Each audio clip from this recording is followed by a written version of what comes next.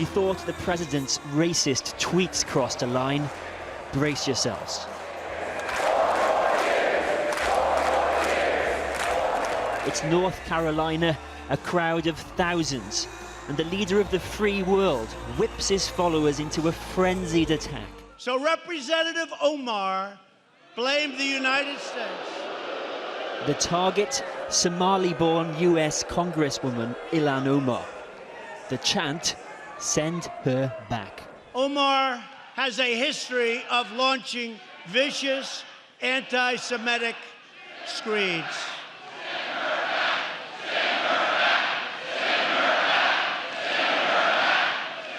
He says he hasn't a racist bone in his body. So where was his backbone, his critics wonder, as that old racist trope reverberated in the rafters. Today, Donald Trump offered an alternative interpretation of events. It was quite a chant, and I felt a little bit badly about it, but I will say this, I did, and I started speaking very quickly, but it started up rather fast. I disagree with it, but again, I didn't say that, they did, but I disagree with it. Senior Republicans who used to call this stuff out. He's a race-baiting, xenophobic, religious bigot. Now say you're either in the MAGA Make America Great Again camp or you're not. If you're a Somali refugee wearing a MAGA hat, he doesn't want to send you back. You probably have dinner at the White House. I believe he is fascist. But how must Ilhan Omar feel with those chants ringing in her ears? And his supporters have turned our country, that is supposed to be a country where we allow democratic debate and dissent to take place. And so this is not about me, this is about us fighting for what this country truly should be and what it deserves to be. Outside the White House, we find little agreement on what US values now represent. The crowd shouts, send her back. Yes, they do. That's great, isn't it? It's freedom of speech at its best. Have you ever heard anyone say that to a white person in America? Go back where you came from? All the time. Really? Yes. Has anyone ever said it to you? No. There you go. I've been hearing the argument this morning that it is American to shout, send her back, because you're exercising your rights of freedom of speech. It's inherently racist. It would be no different than shouting the N-word across, is that free speech? No, that's hate speech. A moment of reckoning for America. History will judge. But the present will first have its say, and on this week's evidence, it won't be pretty. We're joined now from Washington, D.C. by Tara Setmeyer, a former Republican communications director on Capitol Hill and host of the podcast Honestly Speaking with Tara. Tara Setmeyer, we in Europe who have known racist talk and eventually fascism lead to war feel very, very uneasy when we look in on these images. How do you feel? Oh, I'm sickened by this. I mean, it sent shivers down my spine when I heard those chants last night during the president's rally. Just watching Americans engage in behavior that we've seen in history that has been very, very ugly. And the president of the United States standing there and allowing it to happen.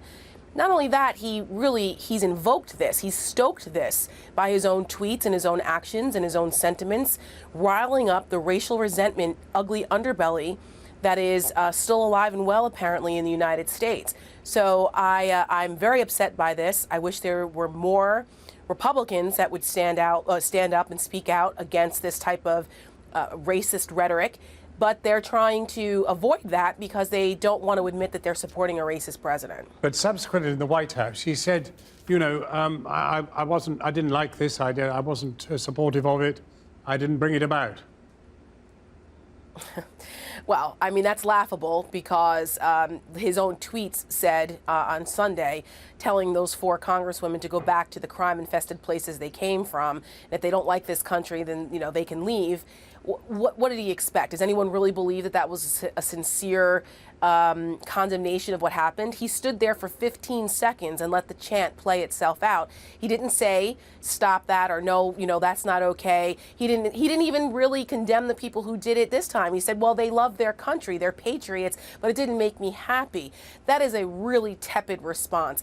former Senator John McCain, when he was confronted with a similar race-baiting negative comments about former President Obama, when a woman implied that he was a Muslim that wasn't born here, he snatched the microphone from her and told her, no, no, no, that is not the case. President, Mr. Obama at the time, Senator Obama is a good man, he's an American. He shut it down immediately. Right. This president relishes in it, so well, now I don't believe his apology, his comments at all. We're in the foothills of the next presidential election. Is he building his base? And if he is racism going to produce a big enough base for him to win? Well, I've got to tell you that it concerns me that his approval rating is still hovering around 40 to 44% nationally, and in the states where he needs to keep his base, in the Midwestern states, in the Rust Belt, Michigan, Pennsylvania, Wisconsin, Ohio, he's actually polling in a way that he could win again. And he knows that using racial resentment, using the issue of immigration as a foil is a very powerful tool. That's how he got elected in the first place. People thought initially it was just economic anxiety, but studies after the election have shown that it was really racial resentment that motivated more people.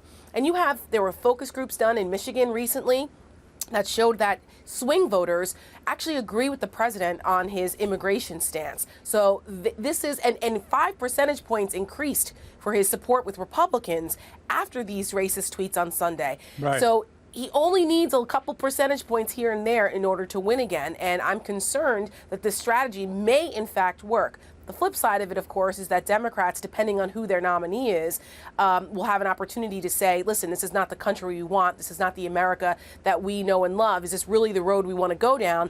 And that depends on who their candidate is. And I'm hoping that it's Joe Biden, because I think he's the only person that is capable of putting that message forth from a moderate perspective and not too far left. America has a written constitution of which it's very proud. But does that constitution have the facility to prosecute him for language like this? Well, no. I mean, unlike in Europe, we don't necessarily go after people for hate speech. I mean, that's kind of the beauty of the First Amendment, that even though you may say things that people don't like, as long as you're not inciting violence, you can't yell fire in a theater. But I think we need to be very careful about monitoring speech through the Constitution or changing anything about our Constitution, because that can be a slippery slope also. One day, one man's hate speech is another man's freedom of speech, and I think we need to be very careful with that. But we need to call it out, what's not acceptable. Not necessarily prosecuting, but where you prosecute it is at the ballot box. People need to go and vote people out that they don't feel comfortable with the language that they're using. Are you still a proud Republican? I am not a proud Republican of what this party stands for right now. This is not the Republican Party that I worked for, that I grew up on. This is not the party of Reagan. And the only reason why I maintain that I'm still a Republican is because the principles of conservatism and of republicanism are still the same. Unfortunately, it's now been perverted by people like Donald Trump and the leaders of the party who have acquiesced to his perversion of what he's calling republicanism, which is by far is antithetical to what the actual principles are of freedom, individual freedom, fiscal responsibility, strong defense, things that were Ronald Reagan's shining city on a hill, aspirational republicanism is not there. So I stay because people like me need to call out the hypocrisy that's going on now, and when all the pieces are fallen, someone needs to put them back together. So it's tough, though. It's not easy. Tara Setmeyer, thank you very much indeed for joining us.